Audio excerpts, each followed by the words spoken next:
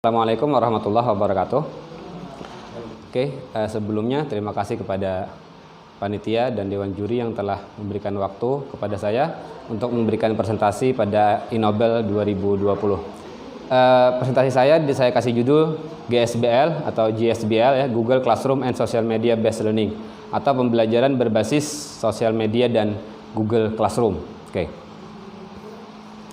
Latar belakang kenapa saya mengangkat judul ini. Yang pertama, yang pasti kita melakukan PJJ atau pembelajaran jarak jauh itu karena merebaknya pandemi COVID-19 yang menuntut pembelajaran dilakukan secara dalam jaringan ya. Dan ini sesuai dengan instruksi Kemendikbud dan juga Kementerian Menteri Agama.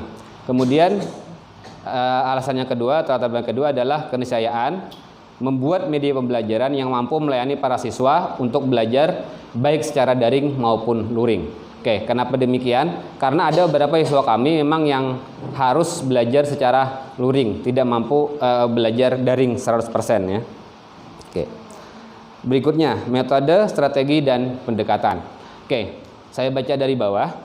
Pendekatan, kenapa saya mengangkat ini? Itu karena merebaknya pandemi COVID-19 yang membuat pembelajaran berubah dengan drastis dari luring atau tatap muka menjadi daring atau pembelajaran jarak jauh. Menurut Profesor Eko Indrajit, sejatinya kesiapan Indonesia untuk pembelajaran daring itu pada tahun 2030 dalam salah satu webinar beliau. Tetapi kondisi ini mendorong kita untuk memulainya lebih cepat, dan ini berarti bahwa pembelajaran kita sudah bisa setara dengan negara maju. Itu adalah pendapat beliau. Kemudian bagaimana strategi saya untuk memberikan pembelajaran secara daring dan luring ini? Pembelajaran dilaksanakan secara daring dengan memanfaatkan media sosial dan Google Classroom. Kemudian metodenya, seluruh materi dan tautan pembelajaran itu diletakkan di Learning Management System yaitu Google Classroom. Kemudian guru membagikan langkah pembelajaran, dalam hal ini saya, atau learning steps pada hari bersangkutan lewat media sosial yaitu WhatsApp atau Telegram ya.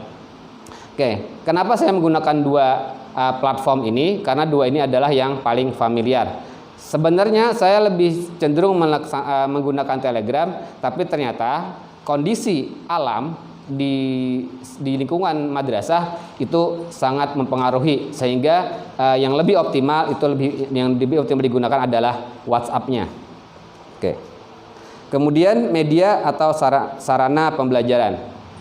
Media yang digunakan pada pembelajaran itu yang pertama adalah green screen atau layar hijau untuk membuat latar belakang dengan chroma key ya, chroma key.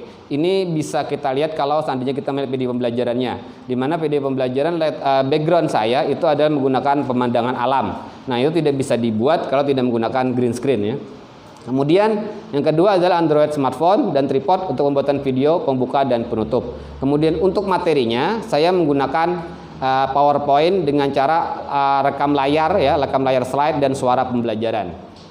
Kemudian untuk penyuntingan video pembelajaran, hasil akhirnya yaitu penggabungan video pembuka, penutup, dan materi itu saya sunting dengan Camtasia dan Filmora. Kemudian setelah dilakukan penyuntingan, video pembelajaran diunggah ke YouTube dengan tautan seperti tersebut di atas. Kelebihan. Kenapa pembelajaran saya ini menurut saya baik gitu ya. Yang pertama karena modelnya itu dengan menggunakan modul dan video pembelajaran yang berisi penjelasan modul tersebut ya. Kemudian modul dan video tersebut dibuat dan dibagikan, sehingga pembelajaran seperti ini akan menjadi lebih efektif dari sisi waktu dan tempat karena para siswa dapat belajar langsung dari rumah. Yang kedua, kelebihannya adalah para siswa akan lebih mandiri karena mereka tidak perlu lagi menggantungkan diri kepada guru. Bahkan mereka dapat melakukan riset lebih jauh lagi melalui internet.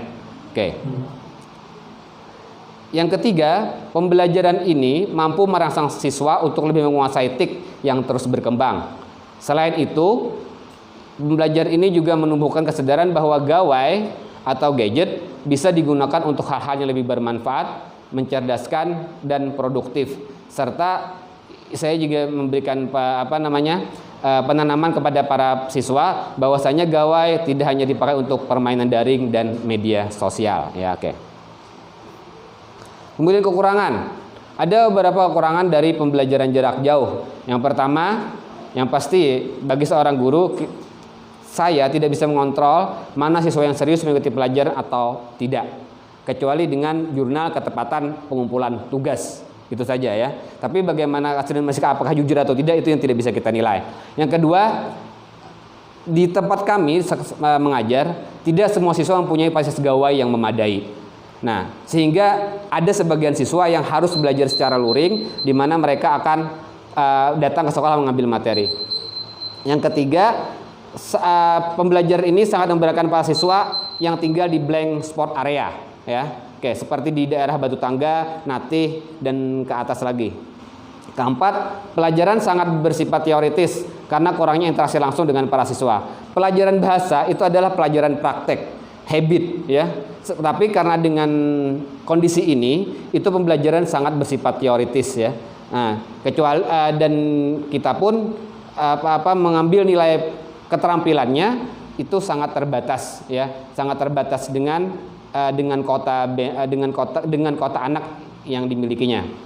Kemudian yang kelima, kekurangannya adalah pembelajaran di rumah atau jarak jauh itu memiliki banyak distraksi atau gangguan, sehingga konsentrasi anak atau fokus anak itu gampang terganggu. Oke. Nah, itu adalah kekurangannya. Kemudian kesimpulannya, yang pertama adalah pandemi COVID-19 telah mengajari kita secara langsung bagaimana cara mengajar daring. Nah, kita tidak akan bisa seperti ini ya kalau tidak kondisi. Tapi alhamdulillah dengan kondisi ini, mau nggak mau saya belajar bagaimana caranya membuat kelas jarak jauh. Yang kedua, penulis memahami bagaimana menggunakan learning management system. Dalam ini yang saya gunakan adalah Google Classroom. Oke. Yang ketiga, penulis sadar bahwa pembelajaran daring menuntut perhatian lebih agar para siswa tetap fokus untuk menyelesaikan pembelajaran. Oke, ini yang susah. Karena semakin ke ujung, tingkat partisipasi siswa itu menurun, ya.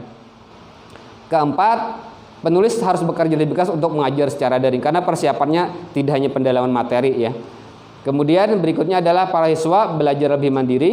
Kemudian yang terakhir, para siswa akhirnya memahami fungsi gawai dengan baik dan sadar akan pentingnya mengikuti perkembangan dunia TIK yang terus berkembang. Oke, itu presentasi dari saya. Terima kasih atas perhatiannya, semoga bermanfaat. Assalamualaikum warahmatullahi wabarakatuh.